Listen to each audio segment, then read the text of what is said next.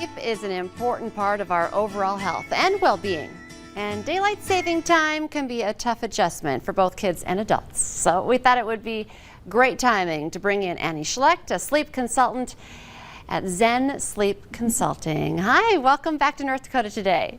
Hi, Lisa. Thanks for having me. Okay, this is a great topic. A lot of people are, yes, excited. We get one more hour of sleep, but it's not always that easy. We want to talk specifically about our children because I feel like my kids don't always know that they get an extra hour of sleep. So do you have some advice on helping our children adjust to this time change?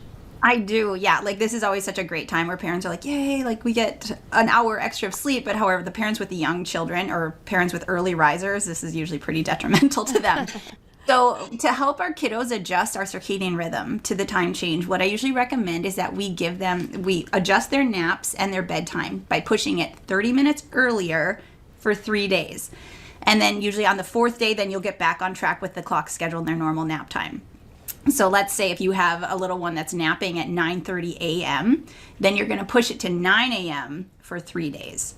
And then the same for their second nap, and then bedtime would be pushed to, let's say if they're normally going to bed at 7, you'd push it to 6:30 p.m., which seems backwards, I know, but it's basically it's helping their circadian rhythm kind of split the difference and adjust in a way that'll help them, throughout about a week's process. Okay. That's about how long it takes to get that circadian rhythm to adjust. I like it. I'm looking at it. We need to make sure we have that graphic up too, so you can kind of take a look again at it. But doable. It might seem backwards, but when you look at the time changes in a half hour, that's not a huge difference.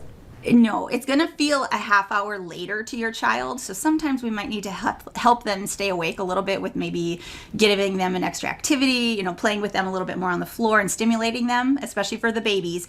But after a couple days, we should be able to adjust. And I always tell people if it's taking a little longer and you're having a hard time, get a hold of me. This is kind of like the Super Bowl for sleep consultants. People are always reaching out to us now. That makes sense. And it sounds like there are some tools that you recommend as well that could help. Yeah. Yes, for older toddlers and older children, I usually recommend that you use some kind of an okay to wake clock for them so they have a visual as to when they can wake up. If you have an older kid, obviously, and they're able to read the time, that's great. And then I also recommend for adults to use a dawn stimulating alarm clock because it's so dark when we're waking up. So if you can get that light exposure, that's going to help your body release different hormones that will tell you time to be awake and alert. Can you expand on that? We do have a little time. The impacts of light exposure on our circadian rhythm. Yes. So at nighttime, we need it nice and dark so that melatonin can do its job, right?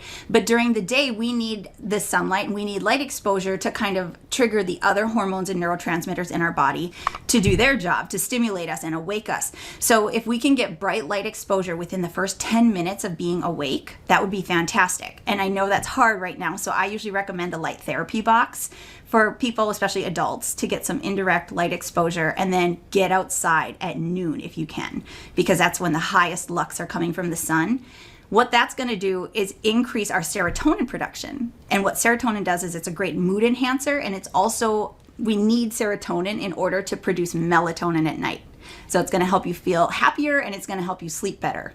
Okay, well, we all want happier. I love that. Before we let you go, can I ask you, what are your thoughts on those blue light blocking glasses? I love them. I love them. If you're spending a lot of time on screens during the day, I definitely get those, the clear lens. At nighttime, if you're watching Netflix, get the kind that are orange lens, though. Those are going to be more effective for blue light blocking at nighttime. Swanwick, I'd say, is probably my favorite brand, and I would very much recommend that. It helps to... We need to have you back because we just barely touched on what are those orange glasses. All right, we're out of town, or we're out of time, but of course we got the important stuff with the kids in there. So thank you so much for joining us. Thanks for having me. Coming up on North Dakota Today, Hospice of the Red River Valley on 40 years of providing comfort through life's journey.